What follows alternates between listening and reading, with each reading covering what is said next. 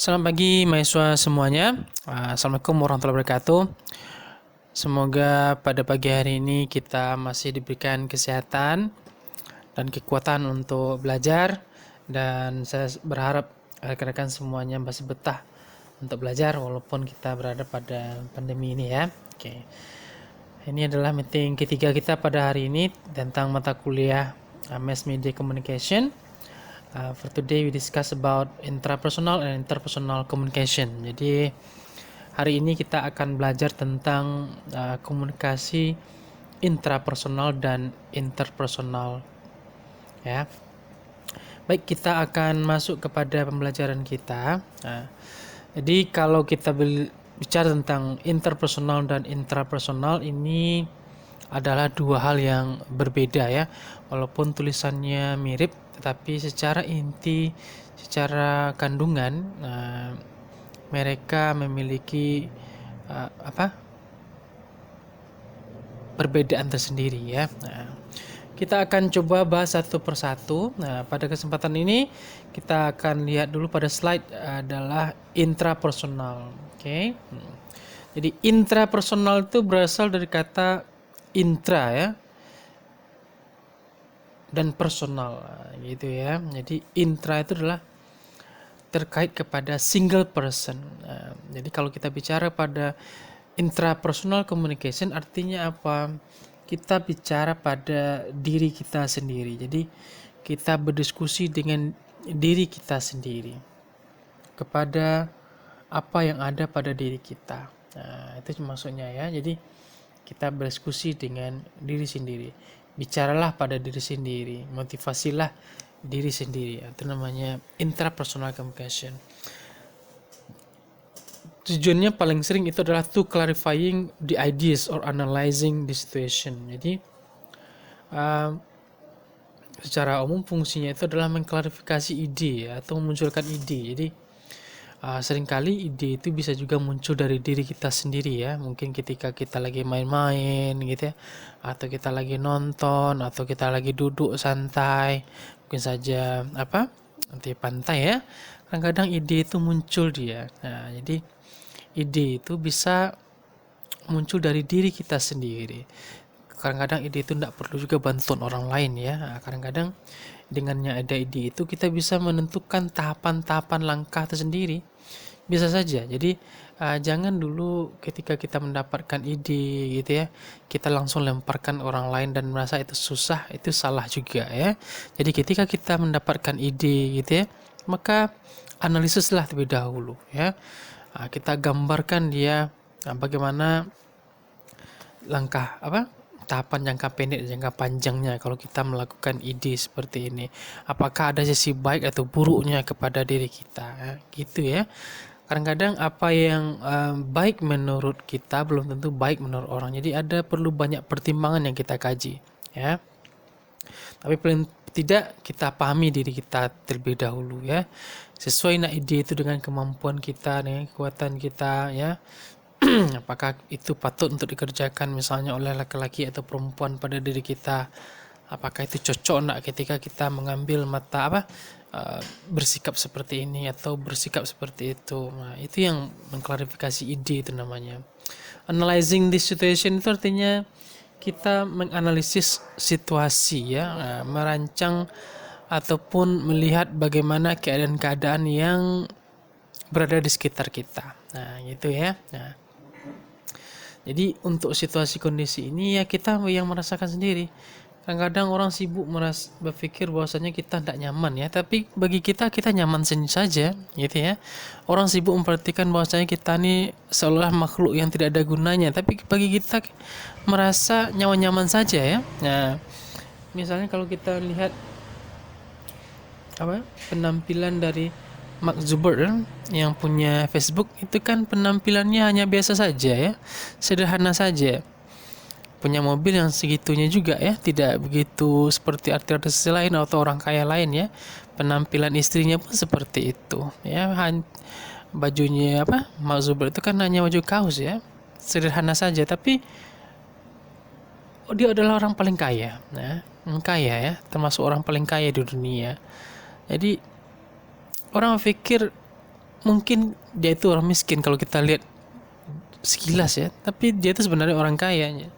Jadi untuk menganalisis situasi ini, kitalah yang merasakan situasinya itu nyaman atau tidak, menarik atau tidak, kitalah yang mulai dulu ya. Nah, kadang-kadang orang sibuk menciptakan kondisi yang nyaman pada kita, tapi sebenarnya bagi kita itu bukan kondisi nyaman. Nah, itu malahan sebuah rasa penjara bagi kita. Jadi kitalah yang menentukan ring kita, kitalah yang menentukan apa lokasi ataupun batasan dari diri kita itu ya. Nah, sampai di mana kita mampunya, sampai di mana kita bisanya.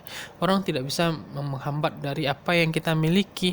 Nah, jadi kitalah yang mengeluarkan bakat kita itu sendiri. Tidak bisa dengan bantuan orang lain. Nah, kalaulah diri kita tidak mau untuk mengembangkannya atau memaksimalkannya, ya orang juga tidak bisa. Nah, ini tergantung dari situasi kita.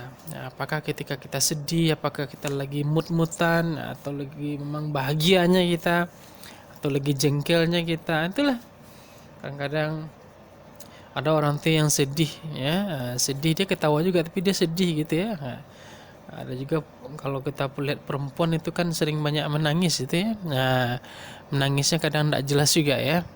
Dikit-dikit nangis, itulah kayak perempuan ya. Kalau laki itu kan walaupun sudah jelas luka, tangannya berdarah, dia tetap tidak menangis ya, sok-sok kuat kadang-kadang ya. Jadi itulah ya tergantung dari situasi dan kondisi ya. Itulah diri kita merasa nyaman dengan seseorang, mungkin kita tidak nyaman pada si A, tidak nyaman dengan si B. Itulah yang dilakukan pada diri kita, disebut dengan intrapersonal communication ya. Selanjutnya, nah, pada interpersonal communication ini terkait kepada ya sama seperti tadi ya, dia memang fokus kepada apa? Satu orang saja. Ya, jadi nah, ketika dia fokus kepada satu orang tadi, dia memang hanya diri orang itulah yang dibicara. Mungkin ketika kita bicara misalnya di kaca gitu ya, ketika kita sambil latihan atau praktek, itulah dia ya. Nah, selanjutnya tadi kita bisa lihat juga, tadi clarifying sudah ya. Nah, to reflect or appreciate something ya. Jadi dalam diri kita itu ada juga penghargaan dari diri kita ya, atau untuk merefleksikan sesuatu. Nah, misalnya ketika kita memang seorang perempuan ya, tampilkanlah diri kita itu memang seorang perempuan. Ketika seorang laki-laki berpenampilan seperti laki-laki, seperti itu ya. Ya walaupun ada orang pikir misalnya ada jiwa yang terkurung dalam dirinya, itu saya nggak tahu juga ya. Tetapi intinya adalah kita merefleksikan dari diri kita ya, kita menghargai diri kita tentang apa yang bisa kita miliki ya. Kadang-kadang maaf kata, kadang-kadang kita sendiri tidak menghargai diri kita ya. Kadang-kadang kita menganggap diri kita itu lemah, tidak mampu dan sebagainya. Itulah. Jadi dasarnya itu adalah setiap manusia itu memiliki kemampuan, memiliki kelebihan ya. Walaupun memang ada kelemahan-kelemahan, tetapi janganlah kita munculkan kelemahan itu sebagai tolak ukur dari gerakan kita untuk menggapai impian kita. Yang penting itu adalah tunjukkan dulu bakat kita, kemampuan kita. Bisa saja nanti dalam kita bergerak itu akan ada sandungan gitu ya, hambatan, itu hal yang biasa. Oke, akan ada kerikil tajam untuk mendapatkan keinginan kita, itu ya hal biasa saja. Itulah sebabnya kita menggunakan komunikasi kita, cara bicara kita ya, cara bertingkah laku kita nanti, supaya keinginan kita itu bisa dapat dikabulkan ya. Nah, jadi sikap penghargaan pada diri kita itu penting ya.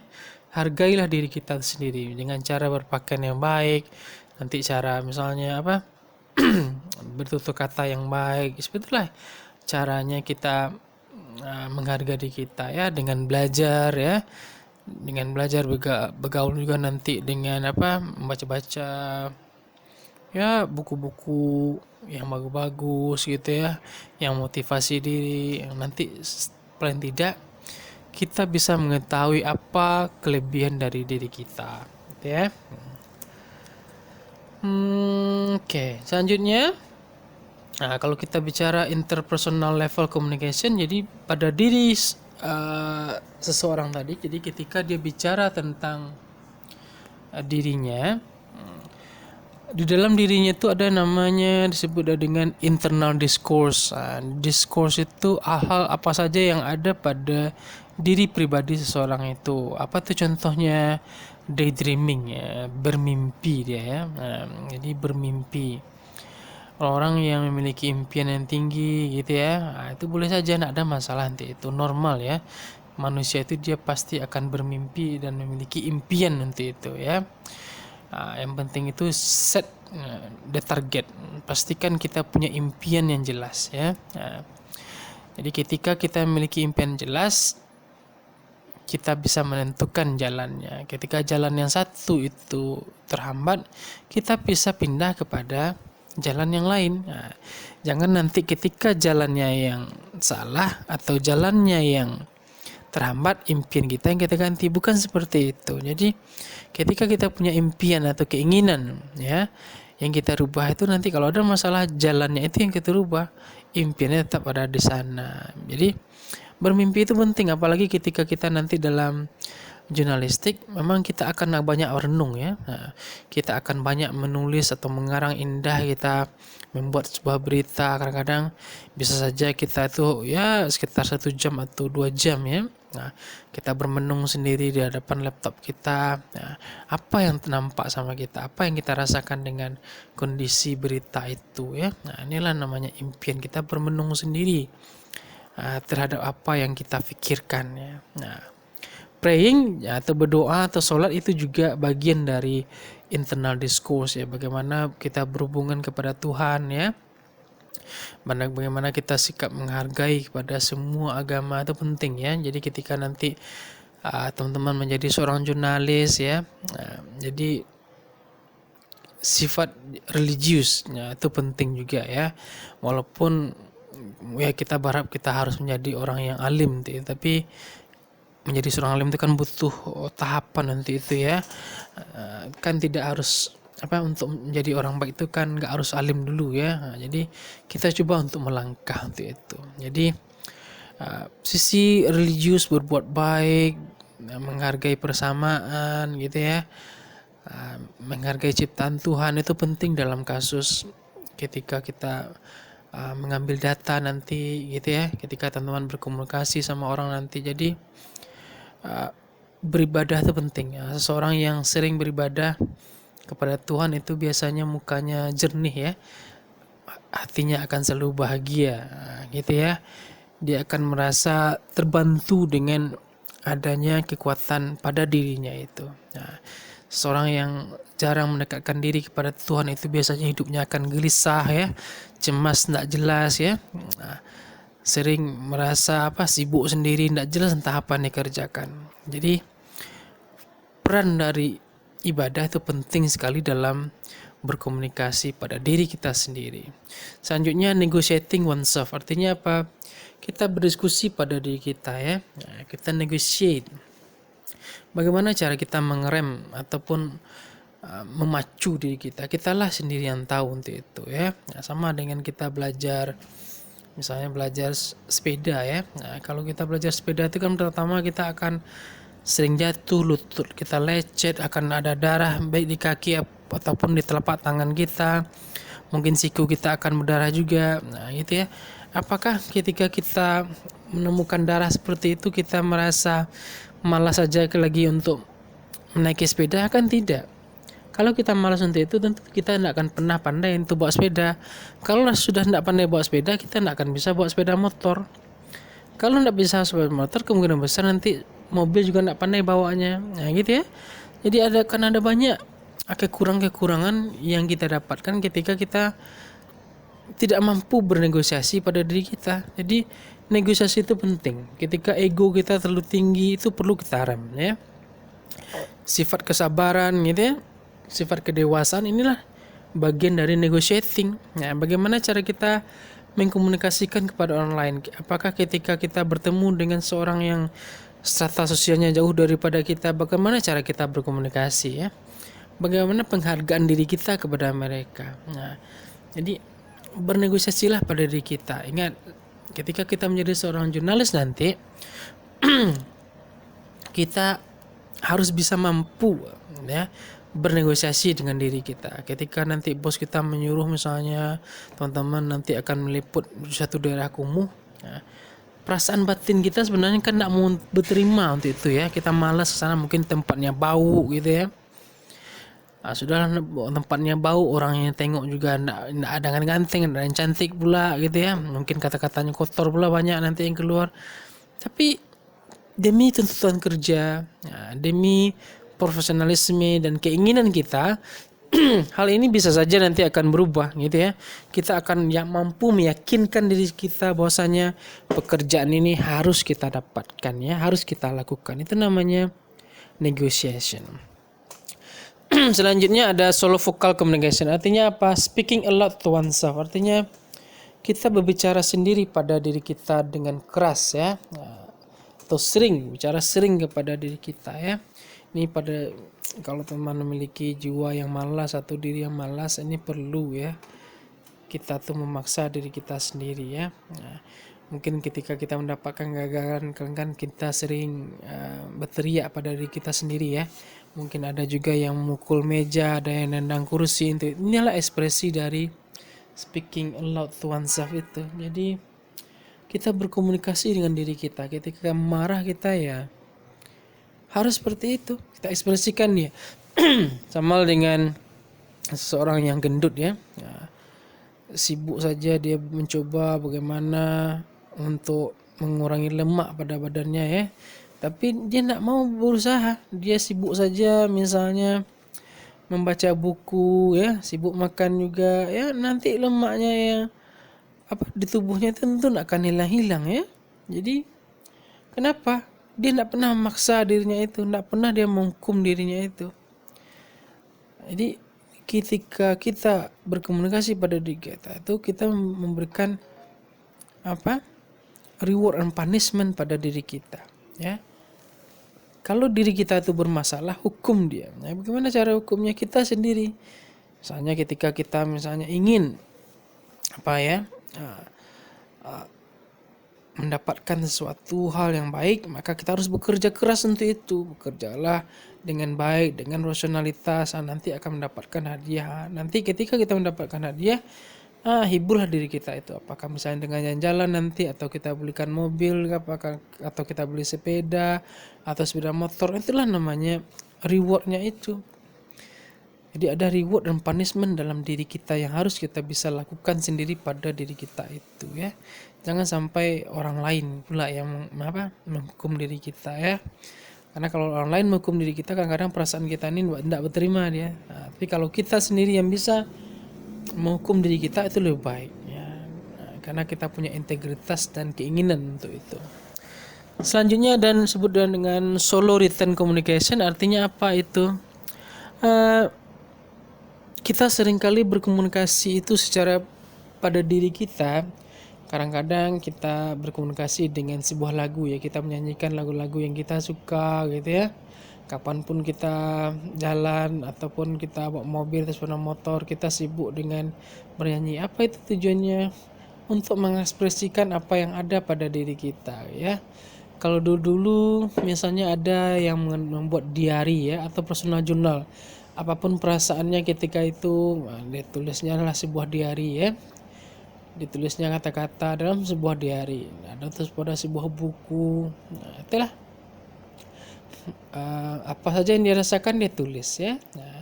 Nanti pada suatu saat dia baca kembali, oh inilah pengalaman dia ketika masa-masa dulu dia mungkin asalnya kuliah gitu ya, atau masa remaja atau sebagainya. Jadi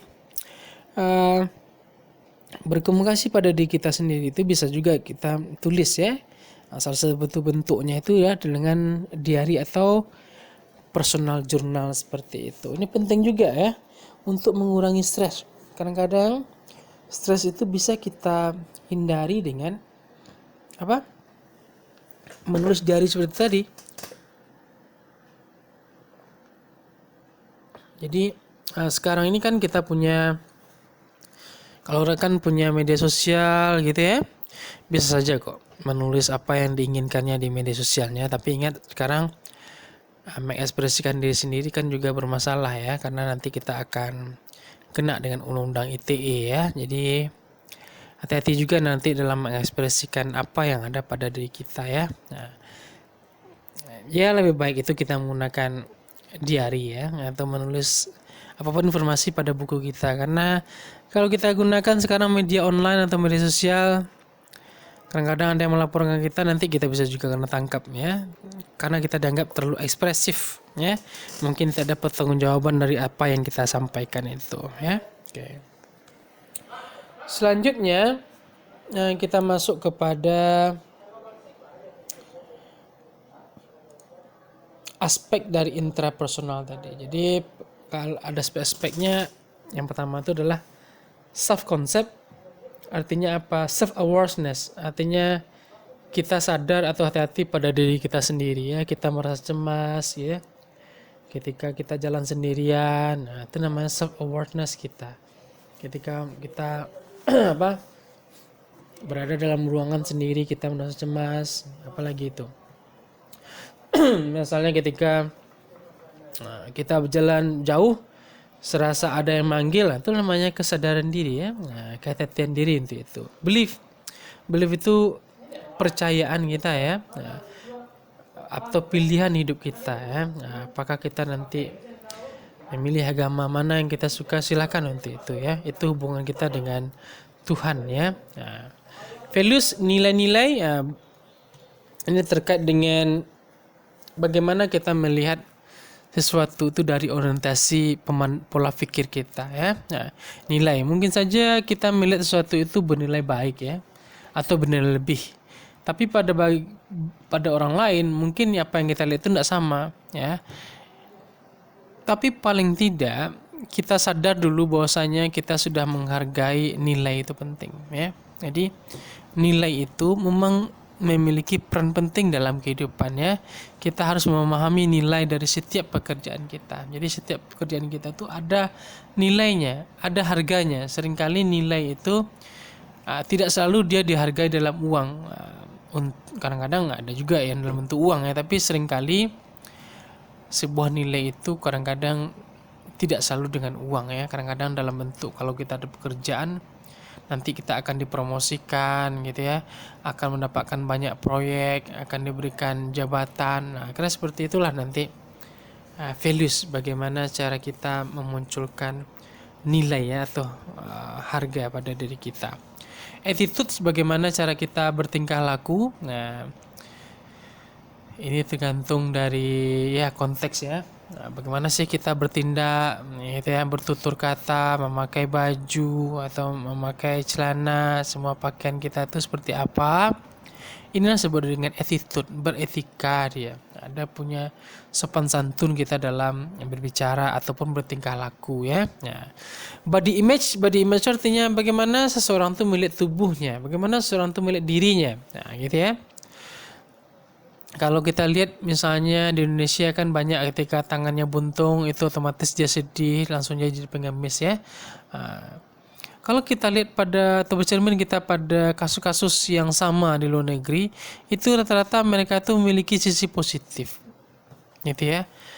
Mereka tidak langsung menyalahkan Tuhan. Mereka tidak langsung berpikir mereka itu sudah hancur masa depan mereka, tidak. Tapi kalau kita di Indonesia ini agak beda dari kita ya. Ketika kita mendapatkan anak yang kulitnya warna hitam, kita langsung sedih untuk itu ya. Nah, ketika misalnya tinggi kita kurang gitu ya, atau kurang tinggi kita, itu kita merasa langsung minder. Itu tidak boleh ya. Sebenarnya dalam diri kita tuh kita harus bisa mampu melihat diri kita tuh positif, ada positifnya pada diri kita. Cobalah kita lihat misalnya di luar negeri itu semuanya itu orang berkarya, mau orang cacat apalagi tidak cacat ya. Nah, tidak ada orang tuh yang mengemis hanya dengan masalah kekurangan yang ada pada diri mereka ya. Jadi kalau kita lihat misalnya di luar negeri itu, ketika seorang cacat itu, mereka masih bisa bekerja. Ya, mereka mampu berinteraksi dengan orang lain. Jadi bagaimana cara kita melihat diri kita itu? Apakah kita itu melihat diri kita itu seorang lemah atau seorang yang kuat ya? Nah, itu sebenarnya.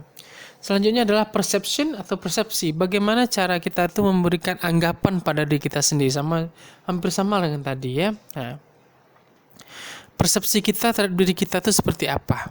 Nah, anggapan kita itu seperti apa pada diri kita itu? Nah, bagaimana cara kita itu menilai diri kita? Bagaimana cara kita itu mengukur diri kita, baik dari segi misalnya akademis gitu ya, dari misalnya sosial, dari segi kekuatan tubuh gitu ya. Nah, jadi kita lah yang mengukur dari diri kita itu, gitu ya. Kita pahami dia, mampu kita tuh memahami apa yang ada pada bagian tubuh kita itu. Selanjutnya ada expectation, ini harapan-harapan yang sama seperti tadi ya. Dengan adanya harapan, maka kita pastikan bahwasanya nanti kita memiliki peran hidup kita itu apa dalam jangka pendek. Dalam jangka panjang seperti apa nanti. Itu namanya expectation, pengharapan. Harapan kita apa. Jadi kita aturlah diri kita misalnya nanti dalam bekerja.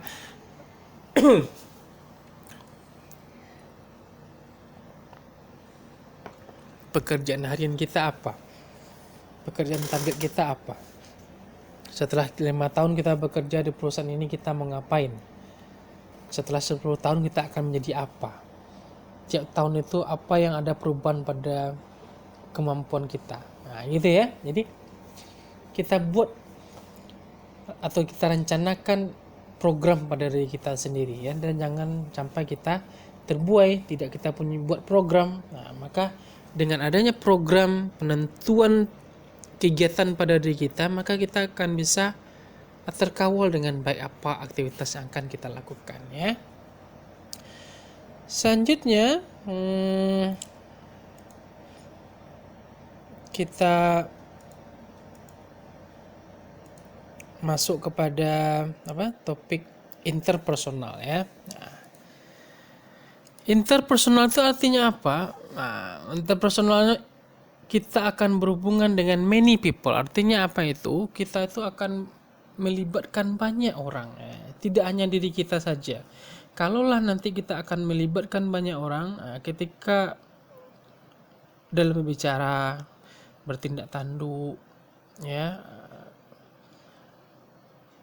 ketika kita dalam melakukan silaturahmi, tentu saja nanti kita harus mempertimbangkan segalanya. Sama seperti tadi saya bilang, mungkin baik menurut kita tapi belum tentu baik menurut orang lain ya. Ini yang susahnya. Jadi di luar atau komunitas sosial atau masyarakat itu yang menentukan suatu hukum itu adalah hukum masyarakat itu, bukan hukum pribadi ya. Jadi ketika kita merasa secara di personal itu aman saja, tapi kalau orang lain merasa ada yang aneh sama kita, berarti kita perlu untuk mempertimbangkan itu ya.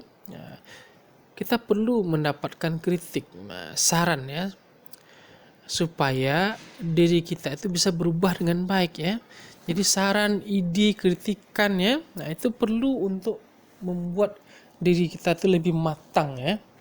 Jadi nanti dalam misalnya ketika kita bekerja menjadi seorang jurnalis ya, teman-teman nanti akan bekerja dengan berbagai macam orang ya. Ada orang yang berpendidikan, ada yang tidak, ada nanti pejabat ya, ada apalagi pejabat teras, ada mungkin orang biasa saja, ada pedagang nanti, bukan ada yang pelacur gitu ya, atau tuh pedagang di pantai ya. Semuanya itu kita harus pandai-pandai berkomunikasi sama mereka ya, saling menghargai dan menghormatilah dalam proses komunikasi. Selanjutnya immediacy, ketika kita bicara sama orang lain itu pastikan jelas time-nya, waktunya. Waktu itu kita harus atur dengan baik. Kapan kita akan berkomunikasi, kapan kita akan berbincang dengan mereka ya. Pastikan waktunya itu pas, karena dengan waktu yang pas maka kesopanan akan muncul di sana ya. Misalnya ketika sudah malam gitu ya. Pastikan kalaupun nanti kita ingin datang ya, pastikan kita minta izin dulu ya. Ketika kita ingin menelpon, pastikan kita perkenalkan diri kita siapa dulu. Jangan anggap orang itu langsung tahu dengan siapa yang menelpon. Itulah etikanya dalam berbicara itu. Jadi ada waktu-waktunya. Tidak semua kita bisa dilayani dengan segera. Ada timing, ada waktunya. Nah, itu yang perlu kita diskusikan. Binalah suatu hubungan yang baik, hubungan emosional yang baik dengan orang, sehingga waktu-waktu untuk bicara itu bisa lebih banyak ataupun intens ya. Nah, selanjutnya place. Berkomunikasi itu juga membutuhkan tempat. Nah, tempatnya itu di mana ya terserah. Baik secara formal atau informal. Kalau formal dia misalnya ada di gedung gitu ya. Kalau informal misalnya di kedai makan atau restoran ya itulah. Tergantung tempatnya seperti apa. Nah, jadi di dalam proses komunikasi interpersonal itu nanti kita akan melibatkan banyak orang dengan waktu yang jelas dan tempat yang jelas juga. Jadi 3 unsur inilah yang paling penting dalam kasus interpersonal. Tapi kalau pada interpersonal pada diri kita terserah saja. Kapan kita diskusi dengan diri kita, kapan kita marah kita, terserah saja. Tapi kalau sama orang lain, pastikanlah waktu dan tempatnya ini jelas supaya kita menjadi orang yang dianggap sopan ya, dan beretika dalam berkomunikasi. Selanjutnya, apa saja aspek-aspek dari interpersonal ini? Aspek-aspeknya yang pertama itu adalah dedic communication. Dedic communication ini artinya apa? Kita melibatkan pembicaraan pada 2 orang. Jadi 1 speaker, 1 orang listener. Kira seperti itulah. Ada yang disebut dengan group communication. Group communication ini berbicara kepada beberapa orang saja ya, atau sejumlah orang lah. Disebut dengan group communication. Selanjutnya ada public communication. Public communication itu dia berbicara depan publik. Pasti banyak orang ya. Akan banyak mata yang melihat pada diri kita itu. Jadi pada aspek interpersonal ini kita harus membiasakan diri kita ya. Harus membuat diri kita tuh nyaman berbicara. Baik itu pada 2 orang, pada beberapa orang, ataupun nanti pada banyak orang. Kita harus mampu untuk bicara di depan mereka itu dengan baik ya. Ya wajar saja nanti kita akan cemas ya. Kita akan gugup. Tapi tidak masalah, kita coba ya. Karena inilah kewajiban kita nanti. Apalagi kita seorang jurnalis ya. Ketika nanti teman-teman turun ke lapangan nanti akan ada banyak orang menyerbu ya, maka harus pandailah dalam bicara atau bernegosiasi apa sebenarnya yang ingin kita sampaikan ya. Nah, karena seperti itu. Selanjutnya ada tahapan-tahapan dalam proses interpersonal communication. Yang pertama itu adalah initial encounter atau first impression. Ini penting sekali.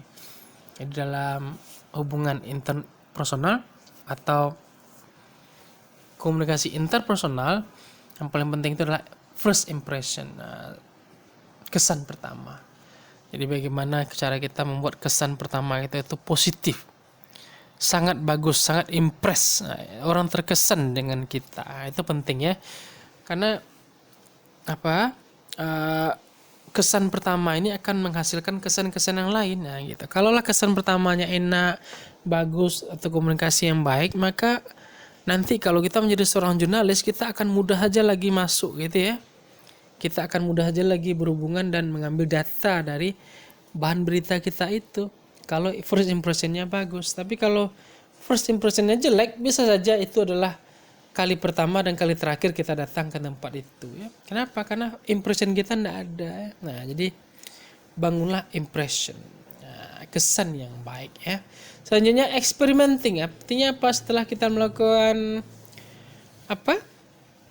kesan, kita melakukan eksperimen, mencoba-coba kita berdiskusi ya. Misalnya ketika dengan pejabat bagaimana cara kita bicara, dengan misalnya anak-anak nanti bagaimana cara kita bicara, pilihan katanya apa. Misalnya ketika meminta bahan atau ide ataupun tulisan nanti misalnya dengan seorang dosen bagaimana, misalnya dengan orang yang kalangan bawah atau buruh atau pekerja nanti bagaimana, cara berbicara dengan pendemo secara langsung atau live bagaimana. Itu yang perlu kita pelajari ya.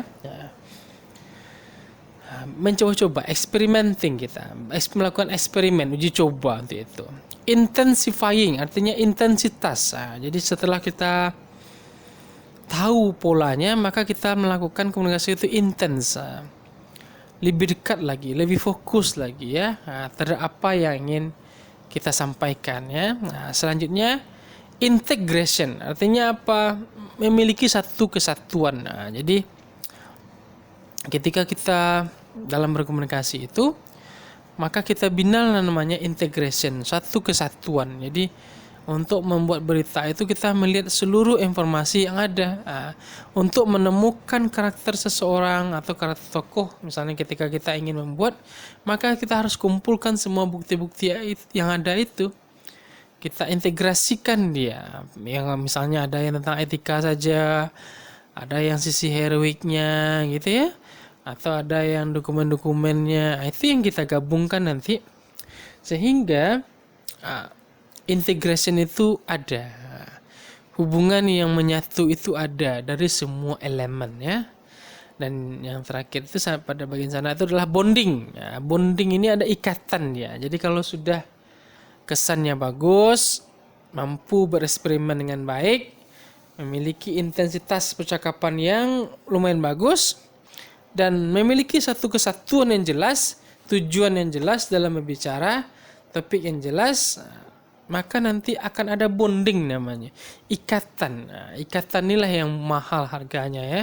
Tidak semua orang mau dalam bonding dengan orang lain, saling keterikatan mereka, walaupun mereka bukan diikat oleh sebuah tali, tapi bonding itu diikat oleh sebuah hubungan emosional ya.